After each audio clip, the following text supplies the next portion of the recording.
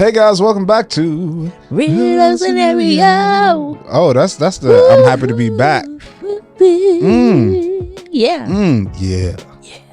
I am happy to be back. I'm happy to be back too. Hey y'all. We took a little break. How y'all doing? It's a little summertime What y'all break. been doing? But we back and we happy to be back. Thank you everybody for tuning in. Welcome to all of our real lovers and all the new people who are watching, listening, subscribing. Make sure you missed continue you to do guys. that. We definitely miss you. But please support us in subscribing to the channel, liking the videos, comment, engage with us, write in, all those different things. Please and thanks. Please and Don't make thanks. us come find you, okay? Please do not. Yeah. Rhonda, how you doing?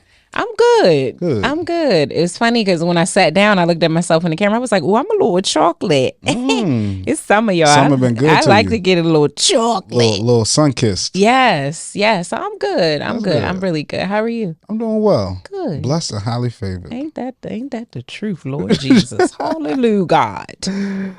Well, I'm glad that we're back, and I know some of our real lovers are glad we're back. I want to read our real lover review. My favorite part. I've missed this. This is from YouTube. It's from Sean Boyd 14 Abel. All hey, one handle. Hey, Sean. I just wanted to give my review here. My name is Sean. I'm 27 years old. I've been following this page for close to 3 years, and I greatly appreciate the content from you both. Rhonda, you do an amazing job of showing me a woman's perspective on the path to finding love and have played a part in teaching me the importance of being emotionally intelligent. The same can be said for the ladies on For the Girls segment. Yes, I watch them too. Yes, Listening to Wise Woman. Listening to Wise Woman is truly valuable. Sorry, That's a woman for you. I Yes. was excited. Yes. I have great respect and admiration for Dre because I am also on the path of waiting for sex till marriage. I made the decision back in 8th grade and have been walking the path since, and it has been an arduous journey. I don't know or have any male figures in my life who have walked the path, so when I hear you talk about the journey with Bree, it strengthens my resolve and hope for the future. Thank you for this podcast and impacting my life. Oh, Sean. Thank you, Sean. We appreciate that. When they say like you read that through, like all the way through from the beginning to the end, like you covered everybody. That the whole was channel. so good, Sean. Wow. Thank you for rocking with us since day one. We appreciate that. That's amazing. And I mean, really, I don't want to say like before day one, because he's been with us since it was just worth the wait, when it was just you and Bree. That's amazing, Sean. Will you stay on your journey, brother? I'm glad that you were learning. And it's just a matter of time. It's just a matter of time. You're a young guy, so it's coming. We put it out into existence. Manifestation. All right, Rhonda, you ready for our real life love scenario? Yes, I am. So I came across this post on IG, and gosh, I don't know the exact source, but I do know it was two young ladies having a conversation, and one of them said that she is no longer dating men that come from single parent households. She has to date a man that comes from a 2-parent household. And I said, I'm so curious on why she feels such a way. Let's also mention that she does not come from a 2-parent household. From a 2-parent household. Yes. And the young lady who she was talking to was like, yeah, I don't come from a 2-parent, so I can't, expect something from someone that I am not coming with. But I wanted to talk about this because I thought it was interesting, because I feel like I know where she's trying to come from, but it's just not, it didn't hit the way I think she thought it would. No. So my thoughts on it. First, I've lived kind of both of those lives. So I can say if you are in a healthy situation, it can make a difference, right? That's the key word. Healthy is important. Yes. Because we know a lot of people in 2-parent households that probably did worse for the kid than actually better. Yes. But coming from a situation where my dad was around but wasn't in the house, and my mom and dad were divorced, to actually being in the home, I talk about this on the show with my stepdad. In the home, I was able to see how a man leads, how a man operates inside the home, and that changed my perspective on what it looks like to be a husband. It gave me an example for what that looks like for my future wife and for my future relationship. Not saying I couldn't have figured it out on my own, right? However, seeing the example there definitely gave me the make and the mold and the example on how to do that, versus having to go out and seek to find it. But we have to also understand and acknowledge that there are multiple ways to get to a particular location. That's right. yes, we can acknowledge one way may be easier than another. It reminds me of job applications. I require that you have a college degree. It's not saying that if you don't have a college degree that you can't end up being in that position or you can't do that job. Right. It's just trying to set some type of standard in order to weed out certain candidates for a particular position. And I think that's what she was trying to get to, was that particular mindset. That's right. Of like, all right, I am looking for this mold and type of candidate in a person and in a partner. And I see that sometimes men who come from a healthy situation with both parents in a home tend to have those things, right? Versus those who do not. They take longer to develop or to learn it, or maybe I have to teach them in some type of way. Yeah. So I think that's just the thing. But I want to hear your opinion on it. But we got to stop also with this hypocrisy of dating, because it is running rampant. Like, you expect something from somebody that you don't even bring to the table yourself. Yeah. Like, where does this come from? I mean, the saying is people want what they don't have. I mean, that is a saying. Like, you want things that either you have never had or you can't even provide. Yeah. I think there's something to be said for that.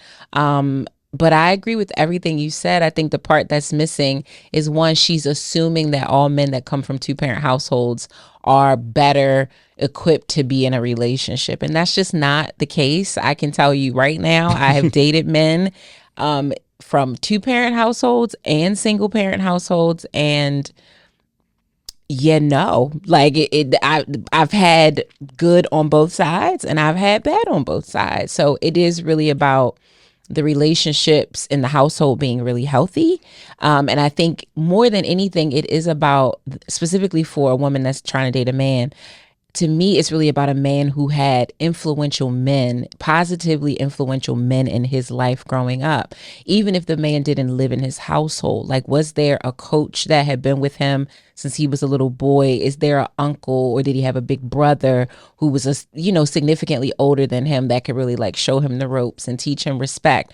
But I do have to give credit to single moms who do it, and they do it well, and single dads. You know what I mean? Like, it does really take a village.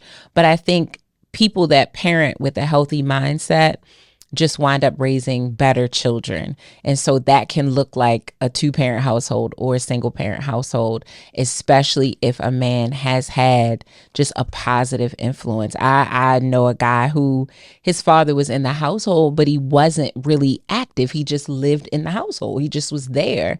So he didn't learn a lot from his dad. He didn't spend a lot of time with his dad. He just was there. He just was existing. And so I think we have to be really careful about just making those types of big assumptions that if you grew up without your father, which I think is what she's kind of saying, you don't know how to be a good man. Or if you did grow up with your dad, you do. Nah, all things aren't equal all the time. So, and then the hypocrisy thing. I mean, I think at this point, I don't know. It's just a lot of foo-la-la going on. That's all I can really say about it. It's just a lot of foo-la-la going on, and it just keeps us further and further apart from like doing the work that we need to do to just build and have better relationships. I don't think it's anything wrong with, if I say I come from a single parent household, and I would appreciate a man who grew up in a healthy 2-parent dynamic. But I don't require it. But would I appreciate that? Absolutely. I think he can even show and bring certain things into our household and our family dynamic that I don't know how to bring that because I didn't grow up with that. So yes, it would be nice to have. Yes. But it's not a requirement. But even how you word that is important, right? Yeah. Because what you desire is not somebody who comes from a 2-parent household. You really desire some type of character a good traits. Man, that you Savannah. Think, that's all you desire. Yes. And I think we also have to get away from like self-diagnosing other people's issues or problems. It's like you probably dated somebody and your reason for why you think he is that way is because of him being in a 2-parent household or not, to where that may not be the case at all. It may not. But you're diagnosing that is the reason why. Such a good point, Trey. But one thing that you brought up before we get to a real love scenario that I thought was interesting is like there's this evolution of relationships that I don't think we sometimes acknowledge even when we do have a 2-parent household. It's kind of almost like inflation. Like if you were to make what you were making 30 years ago and try to apply it 30 years later, although you're working a job, when you apply it to what the future is now, it is completely different. Yeah. and it can't be utilized the same way. And when you were talking, it made me think of the evolution of relationships, that those kids watching their parents operate, how relationships are done when they actually get in the position of being in a relationship, it changes and it's different. So it's like, I, may have saw a generation of people operating one way, and they were looking, like my parents were looking at their parents, right? Because there was, let's say, my grandparents' generation, to where it was truly like, you found a good man if the man went to work, took care of everything, intimate with the kids, he put food on the table. He put food on the table. He worked 2 jobs. He did his thing, and a lot of women didn't work as much during that time. So now you could think of their kids, the example that they're seeing. Not saying it's even unhealthy, but the example that they're seeing is a certain structure. So then when they go to have their relationship and their marriage, things have evolved now in the world, but the structure that they saw was kind of an outdated. It is an outdated version of it. Yes, because women now do want their men to be much more involved and emotionally inept, and you need to have the conversation with him too, and not just me. And you need to be helping to cook dinner too, not just me. It has evolved. And now it's like, even as I'm growing up, or like when I have kids, it's like the structure has changed completely. Like, shoot, women might out earn men by the time my kid, like it could be this whole thing to where it's like, that's not what I saw growing up, and trying to figure out how to navigate that. So even having both parents in the home and having something healthy is still a challenge to navigate what the new world looks like, what your relationship might be like. So it's just, we need software updates all the time. There we go. All the time. Update yourself. All the time. All right, well, let's jump into our real love scenario. This week we hear from Ghosted and Grieving. She says, I'm a 52-year-old, attractive, intelligent, independent, and financially secure woman who, after years of being single and focusing on my career and travel, I decided to date again. Initially trying online dating, I found it unfulfilling, especially as my mother was diagnosed with terminal cancer last year. I get a lot of attention on social media, and eventually I connected with a 55-year-old man who's never been married and is the father of one adult daughter. We developed a platonic friendship that after several weeks leads to a romantic and intimate connection, sharing common interests and past experiences and truly bonding over being caregivers for our mothers. He would bring me flowers, and every week he'd cook for my mom and I. Despite the initial chemistry and intimacy, I noticed a decline in his communication. When I voiced my concerns, he admitted to struggling with consistent contact and feeling overwhelmed, and that he'd do better, but he didn't. Following a challenging period with my mother's illness, our relationship becomes strained. After my mother passes away, I seek emotional support from him, but he fails to provide it, citing his own grief over recent losses, including his mother. As time progresses, his lack of empathy becomes more apparent. When I express my disappointment in his behavior during my time of need, he does not respond, leading me to feel ghosted and emotionally abandoned. I grapple with feelings of loss, mourning both my mother and now the relationship that once brought me joy. Feeling confused and hurt, I wonder about his true intentions and whether he was ever genuinely invested. As I contemplate the future, I seek advice on how to cope with this heartbreak, this new ghosting thing, and how to move forward, recognizing the need to prioritize my own emotional well-being. Well, thank you, dear. Thank you for writing in. I'm sorry to hear about your mom, too. Yes, of course. Condolences for the loss of your mommy. Sad face. Sad face. Sure. Lot going on here. Just let y'all know, she wrote a lot more. Yes, that is an extremely condensed version. Of what was actually written in, and we'll weave in the details that really matter as we walk through the story. But I think it's a couple of really interesting things about this. Okay. One, that she's an what we would consider an older woman. She's a mature lady. She's in her early 50s and never been married, and she says very clearly she set a lot of intention on living her life, growing her career, and traveling, and is now more interested in dating and finding partnership. So it makes me want to talk about, oh God, this I'm a little scared, y'all, just so you know. this whole idea of waiting to date or dating when you're older. Okay. Yes, because I do think there are some interesting dynamics to dating when you're older that change the landscape of like dating and like how that is supposed to really work. Like, would you think, because Dre's the younger one of the two, so I have a little bit more lived experience than him. He also found love very young, so I did. Way more lived experience with that than him. But do you feel like if you meet someone when you're older, the rules of engagement should change a bit because you have so much life behind you now? Yeah. And I think the rules of engagement change, and I think it's a lot more challenging. I know that one of the most challenging things when it comes to a relationship is the adjustment to being with someone else. It's changing how you think. Yeah. It's compromising with how you do things on your own. Yeah. And when you're younger, it's still hard, right? But when you're young, let's say you're 23, 24, like when I got with my wife, I'm still forming what my adult life is even going to look like, right? Yeah. If depending on my parents' situation, I can still be on my parents' health insurance until 26, right? I haven't even been driving for a decade. Like there's a lot of elements of my life that I haven't figured out as an adult. Yeah. So even in that moment, it was hard to merge with somebody else based off of my thoughts, my lived experience, and how we're going to come together. Yeah, how we used to doing things. So I can only imagine after you've been established in adulthood. Yeah. For decades now, trying to then undo certain things or compromise on certain things when you've been living a life. And let's say you are relatively happy and feel like you've lived a great life, actually. Yeah. So to come together with somebody new and try to undo all those things, it feels, I can see that being one of the hardest things to adjust to when you're dating at a more mature age. And then it's also, I've talked about on the show before, you have less to protect when you're younger. When you're older, you have more to be defensive about because you have more to lose because you have obtained more. But then it goes back to what we've referenced over the past couple of shows is the difference between a companion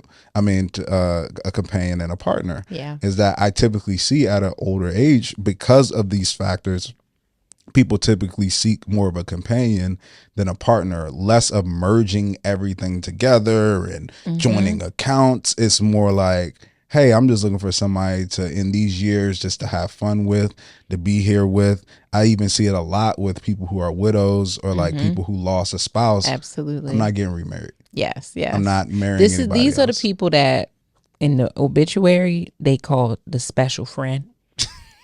That's what Dre's referred to. Those are them. That's them. And his longtime special friend, Barbara Ann. Ain't the mother to none of his. Nope. They lived in separate households. They have no real anything shared other than y'all saw them at bingo, dancing. They went to Florida every year together. That's it. Yeah. All the dinners. He's introduced her. That's my lady, Barbara Ann. That's his special friend. I've even seen people live together but still not married. They just it's companionship. So that's why I think the rules for engagement are a little different and why it's just a little bit more challenging as you get up there. Yeah, I definitely agree with you. And I think one of the other parts of it, especially from a woman's perspective and nowadays, and this is why I like jokingly said I'm scared, because you just hear so much rhetoric now about women like the person who wrote in who do wait, they pursue things that at whatever age was more fulfilling for them, their careers, traveling, whatever, and then they wait until they're at this age, let's call it, between 40 and 60, let's just lump that together. And now your pool is smaller because I would say most people, not even men, but most people in that range of age are partnered. They're either married, have been married for 20, 30 years, or like you said, they are divorced. and they don't necessarily want to remarry. Some don't even want to have partnership. They just want a companion that they can potentially spend some time with here and there, do bingo, go to Atlantic City, the things that older. You putting bingo on your 50-year-olds. I'm sorry, and I know shade. The 50-years like, I ain't at the bingo age yet, Rhonda. I want to play bingo, so I don't say that that is no shade. Like, I want to be in a bingo league. Like, I'm still turning up at 50, maybe 70s bingo. You're right. I take that back. But I do think that it lessens your pool. It shrinks your pool because, one, again, there's so many people already taken, and then two, so many people aren't necessarily looking for that full commitment, again, for all the reasons that you listed. They have too much to lose. They've done it already. They do not want to split a closet. They don't want to. I love my house. I've been living here for 25 years. I don't want to move into your house, nor do I want to buy a new house. I got 1 more year payments and I'm going to own this house. I'm not moving out of here. You know what I mean? Like, it's just so many different things that, to me, make that pool for serious relationships smaller. And I think it's just a reality that I think so many women, including myself, have to face. And listen, I am not the woman who said, to hell with relationships, I'm gonna focus on my career. That's just what happened. I did not make a conscious effort to not pursue love. Didn't want this. Yeah, I did not. It just happened. Period. Okay, it just happened to me. But I think there is something to be said for that. And it makes me think about when Dr. Marsh was on here, who, if y'all haven't seen the episode, please go check it out. It's so good. But she wrote a book about being single and living alone and really enjoying your life. I admire that she really just chose to do that. And I do believe, call it the hopeless romantic in me, or just there's so many examples of it, that you can find love at any age. You can find your purpose partner, someone that you're supposed to spend the rest of your life with, even in your 50s. It just might be harder to get there. Yes. Yeah. Let me ask you a question. Mm-hmm. And I don't even have the answer to this necessarily, but something I've been thinking about. Just, don't you know how you go through life and you see things and you're just like, note it. Mm-hmm. I'm just going to need to investigate that further, but I just noticed some things. Yeah. Do you feel like someone, let's say 40 plus, 45 plus, who hasn't actually been in a serious relationship speaks to something about them? I don't, and it's not even saying what particularly it is, but does it speak to something? It could. Okay. I would say it could. In her case, it speaks to the fact that she made conscious choices to intentionally not date. That's what I gather from what she's saying. But for others, yes, it could look like if you were really open to a relationship, but you never got in one from like 18 to 45. Yeah, that's interesting. I think that's very interesting. I think it can be telling, but I'm very careful about that because sometimes people just make a lot of mistakes along the way. Like, they just don't grow up, or they don't come into the enlightenment about emotional maturity and how to actually properly communicate. So they could have gotten into a relationship when they were 25, but they wouldn't have been any good to it. You know what I mean? Or they could have done that at 35 and they may just have been really bad at it. So I think something can be said for it, but I caution people to not be too judgmental and try to explore like why they did not get in a relationship or why they've never been in a relationship. Was it for they were ill prepared, or they just haven't been sought after, or did no seeking themselves? I think you'd have to explore it to really figure out what it says about them. Okay. I think the internet will certainly, if you spend enough time on there, it's like going on WebMD. It's like Googling, why do I have this bump on my knee? Yeah. You're going to have cancer. Where if you Google, why am I single at 45, it's going to be like, because you are a problem, because you didn't prioritize love, blah, blah, blah. The internet will tell you that you've done a lot of bad things along the way. It's hard for me to speak on women necessarily, but I feel like with men, there's something to it. Okay. If a man, these are the criteria. If a man, and this speaks to the scenario, if a man is, let's say 50 plus, and is coming to you and desires to be in a serious relationship, and he says that's what he wants, but all throughout his life, all 50 years, he's never been in a serious relationship, I think that would be something to be noted. Now, is he saying he just came to that realization, or he's felt that way for some time but just hasn't been able to do it? Either one. And I think the second one is more, I agree with you on that. Like, if you felt this way for 10 years, and you know me, I've said this on the show before, I believe that the decision to get in a relationship primarily relies on the man, primarily sits with the man. So if you felt that way for 10 years and you haven't been able to find a suitable woman in 10 years, especially if you're a decent looking dude, you're doing well for yourself. Yeah. And it's not even to say the person is a bad person. All I'm saying is that it speaks to something. Yeah. It speaks to something. Because the desire is there, especially for a man. You're doing well for yourself. You're a good looking dude. Like, I have seen, like, you can, you know, I think it speaks to something. That's all. I'm doing more investigating on that and uncovering that, but I think it does speak to something. Now, here's what I will say before we move on to the next talking point.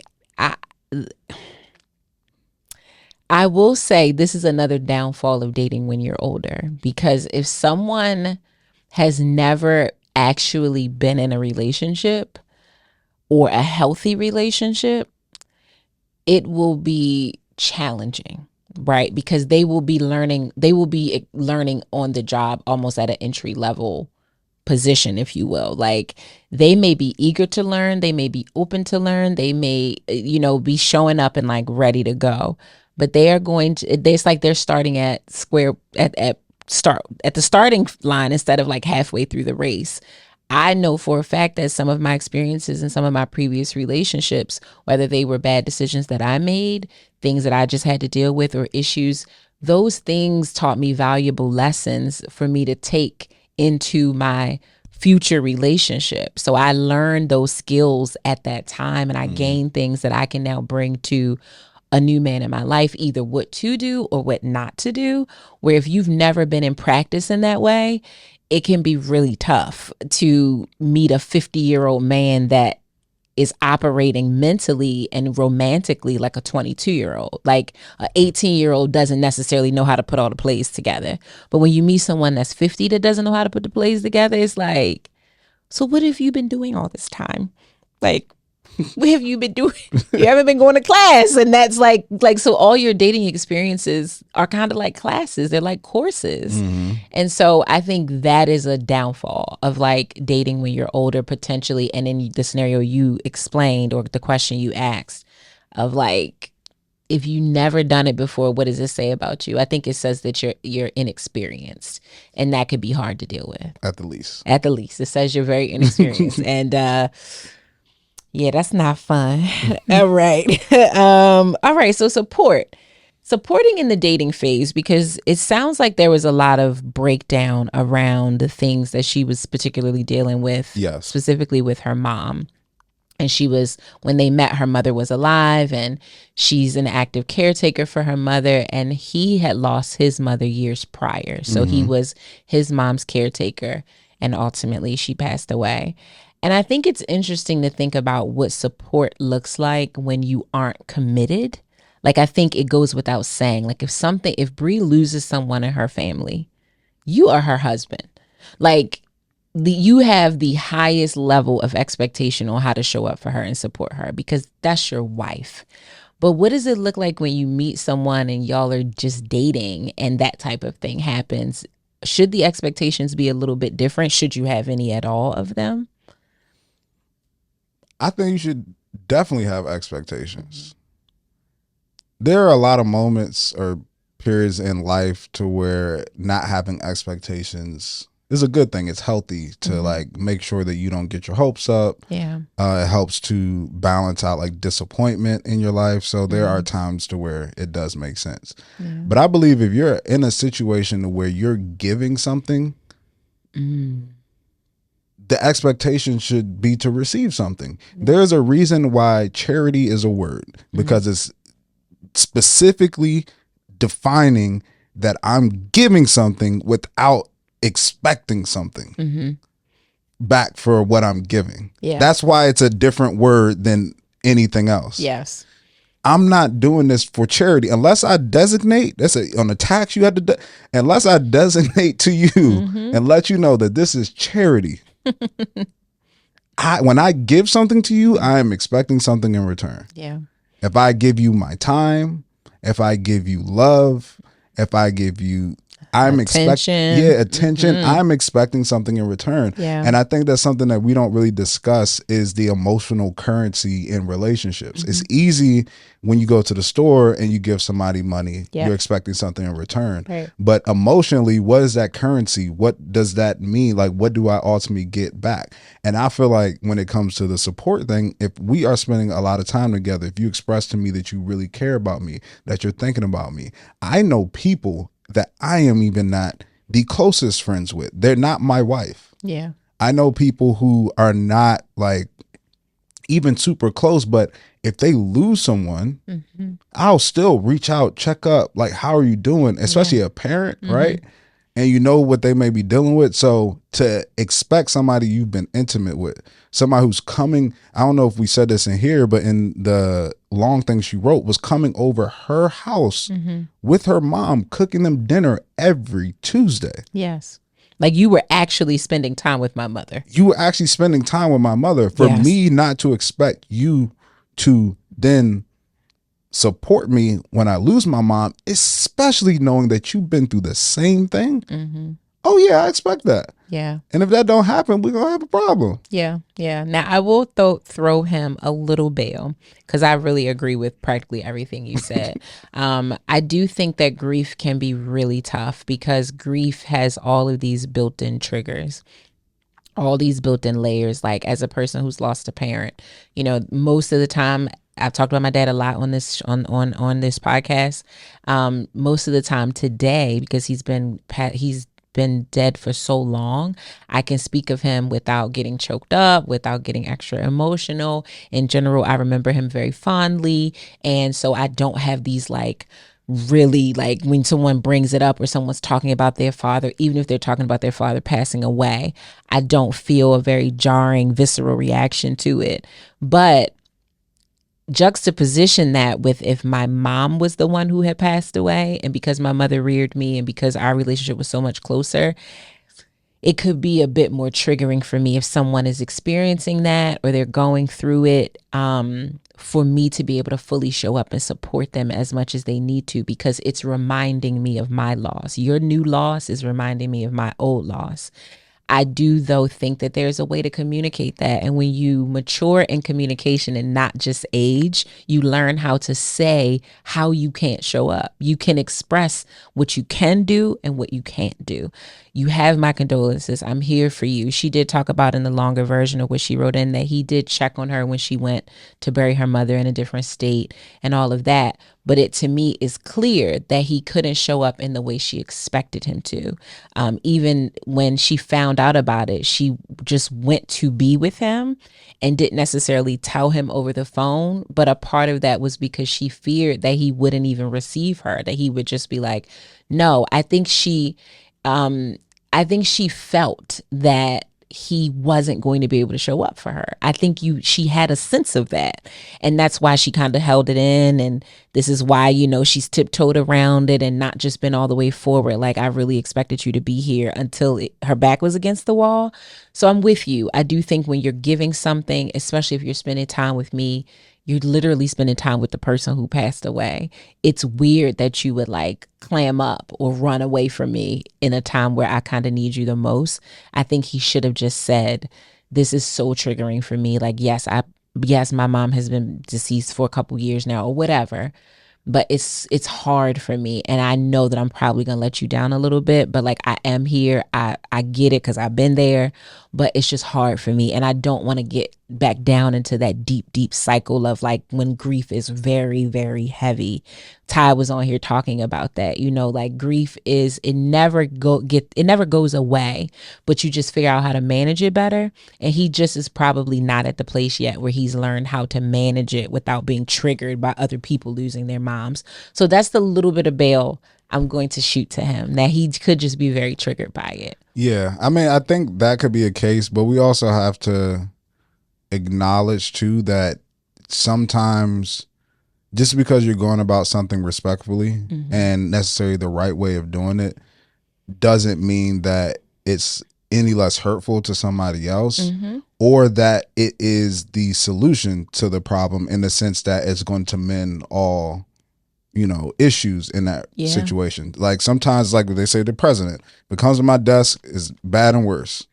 It's like there is no great decision that's going to make everybody happy. Right. And I see it all the time with decisions that people make in life, in sports, in jobs, in careers, like all these different things, that sometimes you have to make a decision that's best for you. Yeah. But you can't ignore what the consequences of your decision may be. That's true. Like, yes, you may be triggered by this, even though, let's say your loss was 2 years ago, like I'm dealing with this right now. So although you might have that, and that might be real, and it might be triggering, just know your lack of being here for me has a consequence to it, right? Totally. So you have to protect yourself, but understand that it's not a and pass. So do I.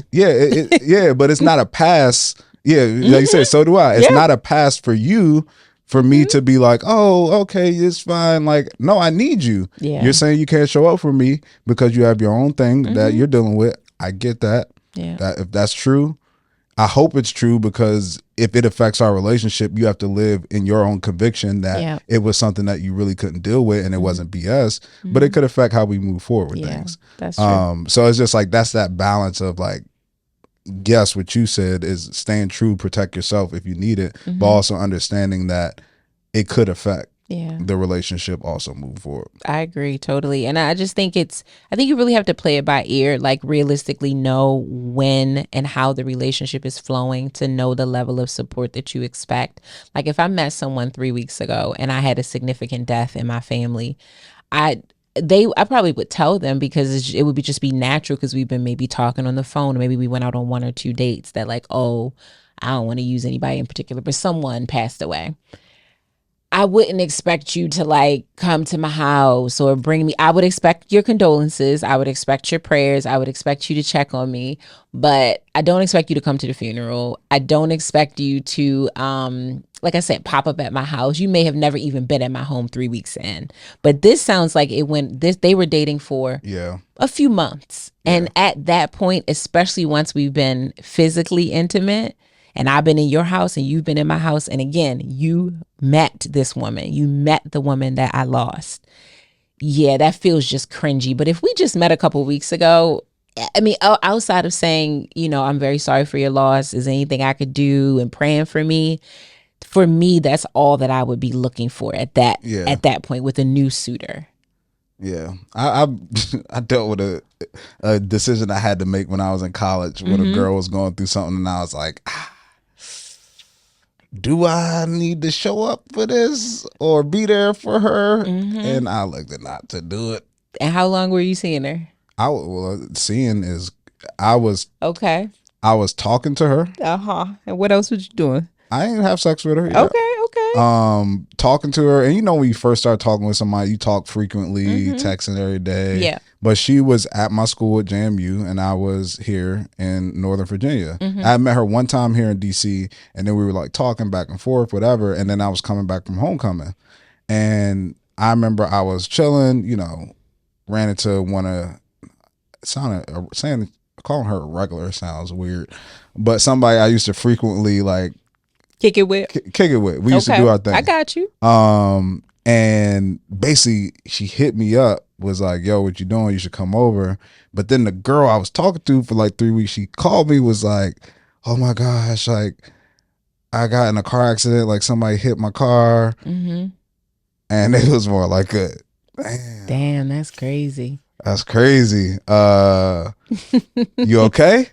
Yeah, I'm good. Like my arm just hurt.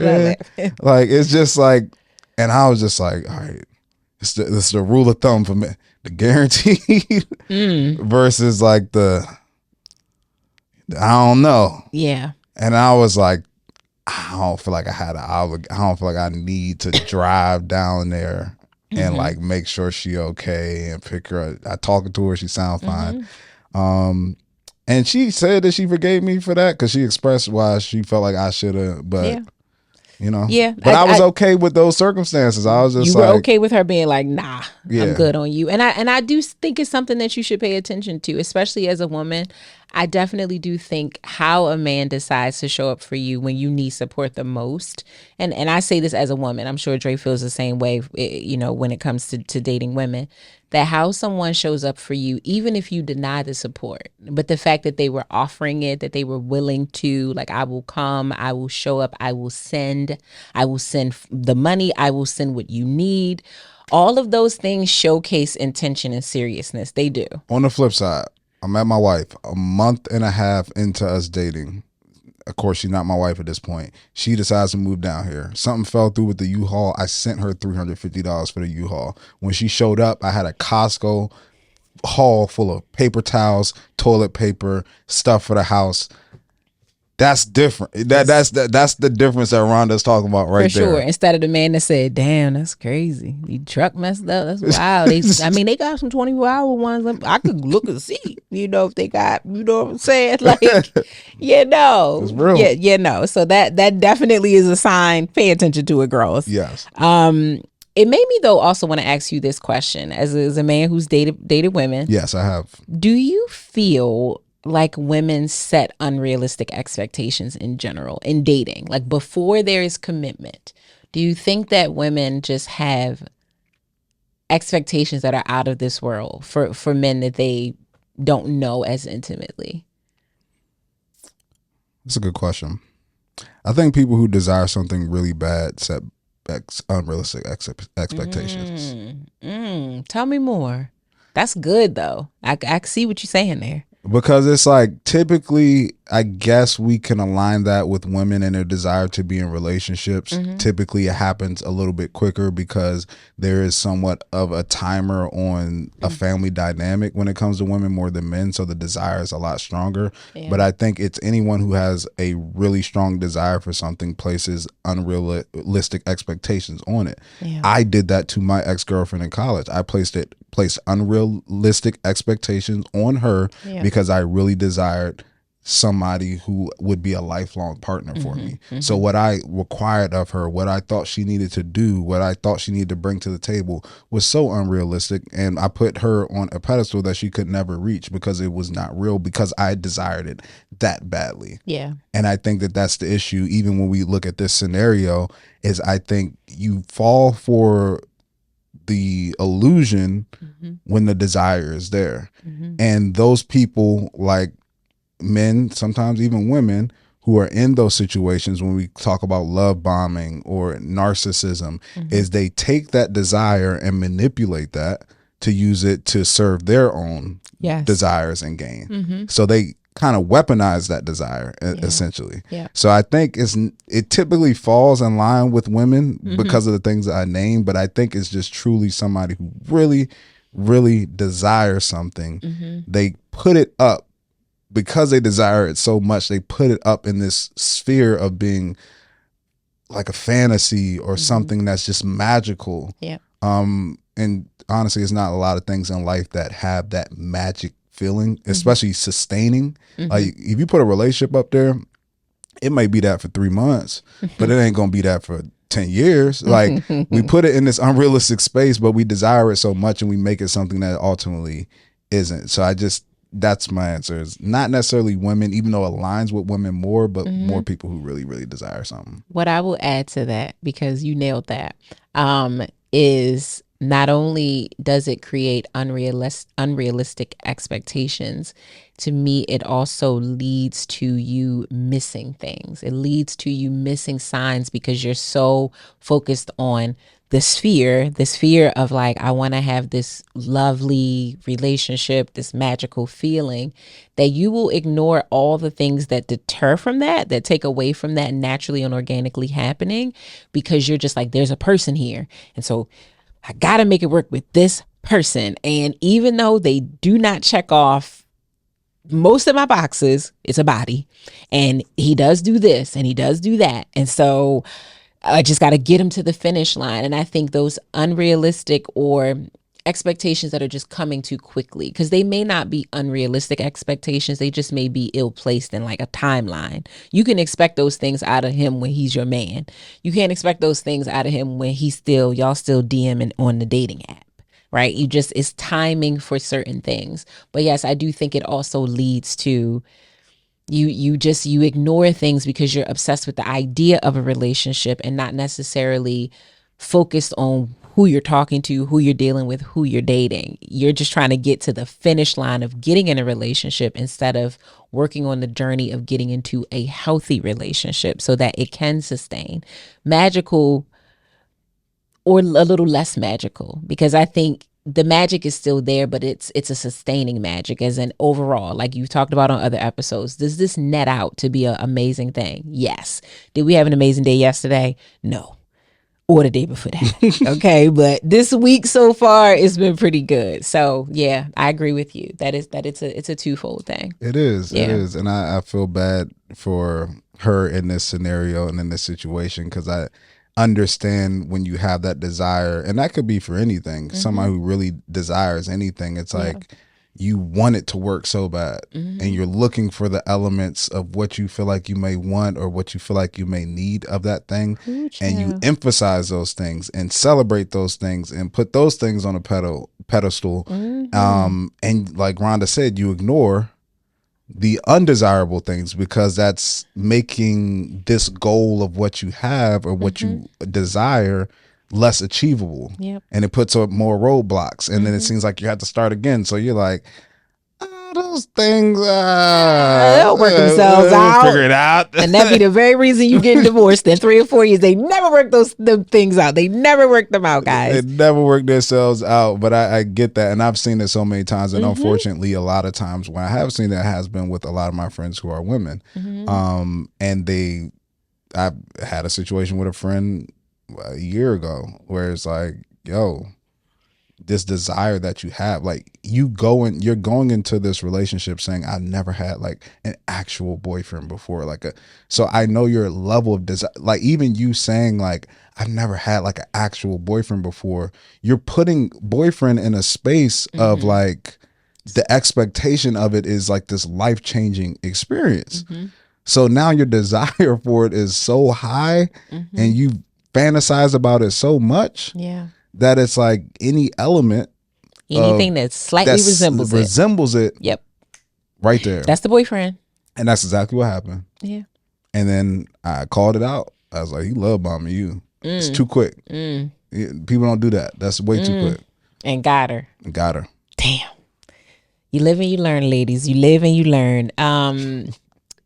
I loved it that when she wrote in the extended version, the first sentence was, what is this ghosting thing about? So I do want to spend a good amount of time on just talking about ghosting, which we've certainly talked about in previous episodes, but I think it's something to be said about it, because I think you can easily find equal amounts of people who think it's totally fine and okay, and then another group of people that feel like it's the worst thing in the world and it's abusive and it's messed up. And I think both are right. I just think it is all about timing. But before we get into what we think about ghosting, I do want to read what ghosting is. And y'all, you can find a million definitions of it, but in general, I very much agree with how this is defined. It says ghosting is when someone suddenly stops communicating with you without explanation, often in a digital context like through text, emails, or calls. However, it can also happen in a social situation. Some mental health professionals consider ghosting to be a form of emotional abuse, emotional cruelty, or passive-aggressive behavior, and it can leave the person on the receiving end feeling hurt, confused, and or disrespected. I concur. What do you think? Do you think ghosting is wrong and should be avoided? I think we had to make a distinction. That just because something is painful to you doesn't mean it's bad for you.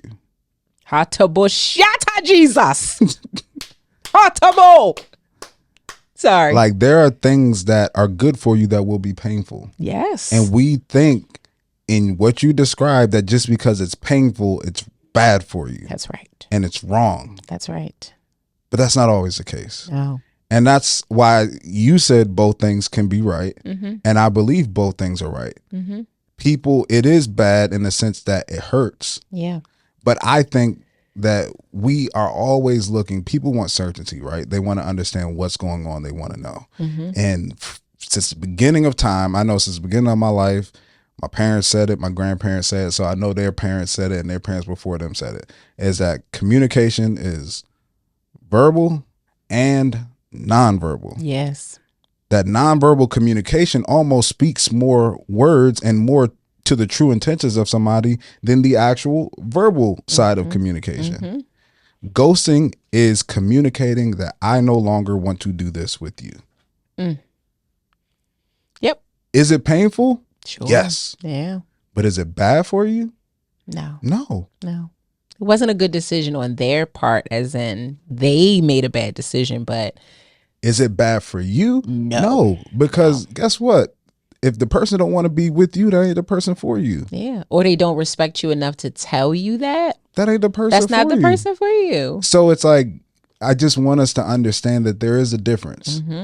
Because we like to put that together. Just because it hurts is bad. No. Sometimes, like, we've gone through, I mean, you see it all the time, and we need to take things sometimes out of the context of our emotions because we can't properly judge them or evaluate them when we put our emotions in. Yeah. But if we put it into even like medical things, like you've done that, like you walk with your mom through a journey of like cancer, and like I've had, medical procedures, and I've had family members that have gone through things that sometimes that road to recovery, there are some painful things that you have to endure. That's right. To that road of recovery. That's right. It's not, those things aren't bad. No, they're necessary. They're necessary for you to heal and be in the place where you ultimately need to be. That's going to be best for yourself. So good, man. So good. It's very true. I have been ghosted more times than I've done ghosting. And yeah, it sucks, especially when I feel like it's not, especially when I feel like it's like incredibly noticeable. Like I think when you first meet someone and there's no pattern established in communication, you just met them, you talk whenever, right? There's no cadence like you're talking every day or every couple of days. If they just randomly don't respond, it's to me, those are like whatever. Like I don't even know that man's last name. But I think it's really shitty when you date someone or you create an intimate relationship with them and you establish a connection and then you aren't, I don't know, brave enough or whatever to just say something has gone on, even if it's just your interpretation of what has gone on, that you just don't like it enough to be like, I'm good on this. And you don't think enough of them or maybe even yourself to just say, hey, I'm good on this. Now, I get it. It does not feel good to like call somebody, text them or look them in their face and be like, this has been nice, but I'm done on this. Because of course they're going to want to know why. They're going to ask you what they did wrong, or are you sure? They may want to dispute your decision. So I'm not saying it's easy, to your point. Even having a conversation instead of ghosting is not easy. But I think that if you are a person of integrity, it's just a choice that you wouldn't make. But everything you said about when it happens to you, it is absolutely take it for God's protection for you. Because again, anyone who would just be in a cadence and frequency in your life, y'all talking every couple days or every day, you're having sex with this person, you're dating this person, you know where they live, they know where you live because you've been in each other's homes, and then they just up and be like, bye. Yeah, they are crappy and they shouldn't be in your life. And call them whatever you want in order to make yourself feel better. They a coward, a punk, a lame, whatever. I'm with all of those terms because I do feel like it's just shitty. Like I said to someone before, like, imagine we're just sitting here talking at dinner and I just get up and leave. Like I ordered dinner, we had appetizers, I ordered dinner, and while you're sitting there talking, I just grab my purse and I just walk out the room, and that's it. Everyone would think that was a crazy thing. So I don't know why ghosting it somehow gets all of these passes that it's okay to do. It's okay for you to, again, for it to be done to you in the sense that it's protecting you from something. But I don't know why y'all think that that's a cool thing to do, because it's not. It's not okay, and it can have it can create those weird feelings in people of feeling inadequate or insecure because everyone isn't as confident and isn't as strong and isn't as I don't know, they don't have the esteem for themselves to believe that like that ain't had nothing to do with me. Everyone hasn't arrived to that station. So some people can get really down on themselves about something that you could have just released them from, even if it was a lie. Like, I don't want to do this no more because I don't want to be in a relationship. It has nothing to do with you. Just to kind of set them free. Again, this is more an integrity thing than anything. Like, I'm a person with integrity, and the only times that I've ghosted someone is when, like, I don't even know if I should call it ghosting, but it had just run its course in the sense that you had done too much, or you had said too many things, or you just did weird stuff that's like, you don't even deserve my response. Yeah. Those are the only times I've ghosted someone. Like, so just those of you that do it or think it's okay to do, like, it's just a crappy thing. And I just think there's a better way to do that. To just be woman enough, man enough to just say, I don't want to do this. I don't want to do this anymore. Like, we're just not compatible, or this is not working, or I can't support you through your mom's situation, or you want more than I want. Like, you're moving in the direction of wanting to be my girlfriend, and I don't want to do that. So I just think we should just go our separate ways. And even if they want to ask questions, I don't want to answer questions. I'm just good on this. I'm sorry if I'm hurting you. I apologize for that. But I'm going to go ahead on and get off this phone. I just wanted to say it to you so you didn't have to guess. Ta-da! That's it. I'm not saying it's that quick or easy, but that's a version. Take it and use it. And I just want to say to those who are being ghosted and have been ghosted, mm-hmm. especially in this scenario, the woman who wrote in. Mm-hmm. So first, I'm going to answer this question for all of y'all. Uh-oh. That person does Papa Dre got Papa Dre with face on. That person does not want a meaningful relationship with you. Nope. They do not. I can answer that for you. There's no need to ask them. Nope. There's no need to try to figure that out.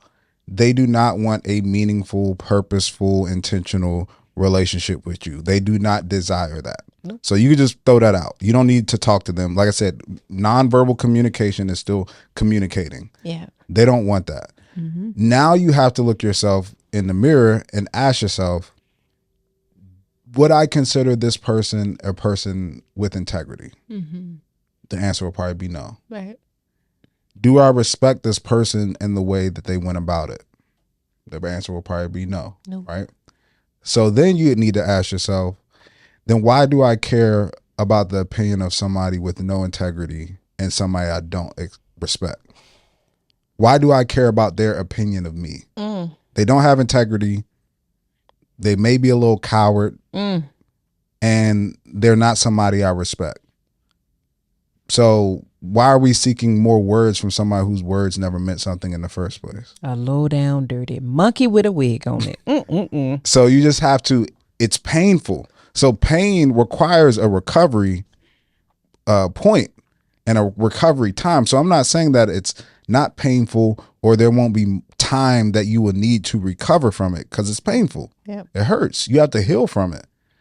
But I don't want you going out and seeking the approval of the person who hurt you. Yeah. Or more words, which is part of the reason that you hurt in the first place. Yeah. Just giving them more room to hurt you more. That's all. Yeah. And it's a hard lesson to learn, you know, like sometimes that is a very hard lesson to learn. And shout out to the people that can learn it once and never do it again.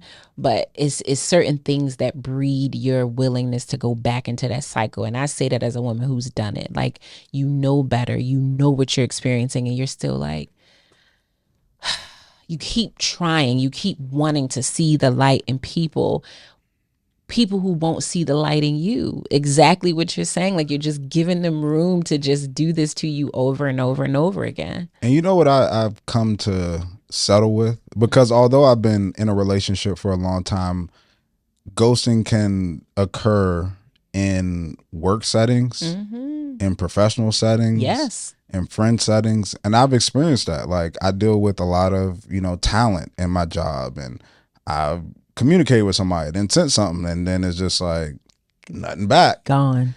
And my rule of thumb now, and what I've learned through this, is like, first, in everything you do, be authentic, be kind, and generous to people. Mm. If you are doing those things, then I can live with if you ghosted me, I can look and say maybe I was too nice, or maybe but I'm okay with that. I'm okay if you don't hit me back, but I've been nothing but kind. If the only thing you could say is like they were trying to do too much, or they were trying to be too nice, or they was just like hit me up all the time, just checking on me. Like, if that's all you could say is that I was just being a kind person, or I was being a loving person, or I was being a caring person, and it became too much, or I can live with that. Me too. I can live with it. That's what I started to learn. Is like, as long as I'm doing those things, I'm good. You may not. I'll look to see maybe if I could have did something different, but I'm not going to beat myself up about me being wrong. Especially if it's not something that you told me I did wrong. It's something that you just left and didn't even message me about. Yeah. I may evaluate something I did wrong if in the period you came to me and was like, hey, you know, this is how I'm feeling. This is how the interaction is, blah, blah, blah. I think I'm going to take a step back. Then I could respect what you say and really take that as true, like, you know, constructive criticisms for how I may need to operate better. But if you just leave, and I know I've been nothing but kind and generous and nice to you, an authentic person, then I don't take that to heart anymore. Like how maybe in the past I may have took it to heart. It's like, well, it just didn't work out. Maybe they didn't get my personality. Maybe, you know, they took this the wrong way. Yeah. But they didn't even give me the benefit of the doubt. It wasn't my intention. That's not what I was trying to do. So I'm good with it. You win some, you lose some. Totally. It's just the reality of life. Yeah, it is. And I think it's probably a bit harder for Ghosted and Grieving because of her age, and also because she has been, if you will, out of the practice, right, for a long time. So there are new experiences that probably didn't happen maybe when she was a bit younger, or she just has never experienced it because she never really focused on dating. I will tell you, ghosting is certainly a very, very popular thing today. And I think sometimes ghosting today is happening just for more ways to ghost people now. It's just easier, and it's just like our attention is so distracted. Like, some of my friends will say, hell, you could probably even say this, that I might take a long time to respond to text messages, right? Like, I don't mean to be that way. It's just that my attention is pulled in so many directions that I temporarily ghost you. I momentarily ghost you, and I don't mean to. There have been times where I've gone like 2 days and been like, damn, I thought I responded to this. So, you know, I know how life can happen, but I think today, ghosting can happen just easily because of a lack of attention. Like, just your attention got pulled in a different direction because you on the app, you done swiped on 4 or 5 people. You didn't even mean to ghost her. You didn't even mean to do that. You just got into the swing of something else. But yeah, honey, it's a lot of stuff, and you should, I wouldn't say Google it, but I would say if you have girlfriends that are also single and are out here moving around, or guy friends, just ask them, like, maybe what are some common things they experience, just so that you can be knowledgeable. I wouldn't take it into too much, because everybody's gonna tell you it's pee in the pool. Everybody's gonna tell you dating is really hard. Everyone's gonna tell you it ain't no good people out here. So many people talk that way and manifest that for their lives. I am always, and I will always be, no matter how long it takes me to find my person, forever optimistic that it will happen for me. And I maintain that mindset because I believe that when you speak positivity, you receive positivity. When you manifest good things to happen to you and you show up as a good person, good things will happen for you and good things will happen to you. So I'm very careful to not say that, although I can acknowledge that, yeah, some stuff today is a little stupid, or people do things really, really weird in comparison to when I was dating at 22. But there are also still so many people that are doing it right. I have a friend who I get to watch do it the right way. I have so many other friends who I get to watch do it the right way. I get to look at other people and I'm like, well, look, they put one foot in front of the other and they did it. And whether they did it when they were 23 or they did it when they were 53, I think it's all still a very beautiful thing. And I'm going to always be optimistic about it. So I just don't want you to get too thrown off by this one situation. I think he gave you lots of red flags, most that you ignored, from how he didn't communicate very well, to how he didn't show up when you had to go to the hospital that time. He gave you a lot of red flags that he was one of those older gentlemen that just was looking for a companion, and just for a time, not even for a lifetime. He just wanted a seasonal companion, and you filled that role for that time frame. So like Dre said, you win some, you lose some. I agree. You lost this one. Rhonda summed it up perfectly, and I'll just say for your future things, even though you are, my elder, one thing I could just say with men is that men who are kind, who are generous, it shows up in every part of their life. It does not just show up as, in the form of when I'm courting somebody or just messing with a woman. And I would tell women that is a red flag. Yeah. Like, look out for that. If he's only kind to you, he might be running game. But it's like a man who's really kind, really generous, really, that type of person that shows up. Like, I remember I was looking through my phone the other day, and it was a video of me changing my wife's friend's tire because her tire, she caught a flat and she didn't know how to change it. So I'm out in the rain changing her tire. And this is my wife's friend, right? And it's like she didn't have to ask me to do it. I was like, oh, nah, like I got you. It's good like, man, Savannah. It shows up in every way. That's like right. It's not just to that person. So just when you're looking, which I think was part of the, the red flags that might have been there, it's just like, just look, pay more attention to the things that are going on, and don't ignore, the things that you see, and don't just take somebody's words if their actions aren't matching that. That's right. That's so true. We wishing you the very best. It's going to be okay. Get back on that saddle. Move on from Mr. Man. He's not worth all the energy and time spent. And again, we, of course, send you so many condolences for the loss of your mom. Listen, if you have a real Can love... I add something for her? Yeah, of course. I just want to also, because you added at the end, I don't know if it was in the scenario or actually in what you sent us, like what you desire is not that man. You desire some elements of what he gave you. So when you were like, I envision this life of where he actually comes back, and that's not what you want. Yeah. Don't think that he is what you want. He just has some elements of things that you like. You can find that in somebody else. Absolutely. So I just want to make that clear. It's not him. Yeah. Don't wait around for him to figure it out, or to don't do that. Please don't. And you're like you said, you're more mature, so you have more years maybe behind you than ahead of you, and you got to strike while this iron is hot. And it sounds like you're a very hot lady. You said you are very attractive and financially stable, and you get a lot of attention. So I'm sure there's a few more DMs waiting for your attention, mama. So go ahead on and respond to some of them and see what's popping out here. But if you have a real love scenario and you want to write into us, please visit us at relationshiprestored.com. It's been a minute, y'all. Forgive me. And write in, click the contact button. We would love to hear from you and talk to you about your scenario. And of course, follow us on social. I'm at Ronnie Cakes. As Dre Smith. And at Relationship Restored. We'll see you next week. Peace.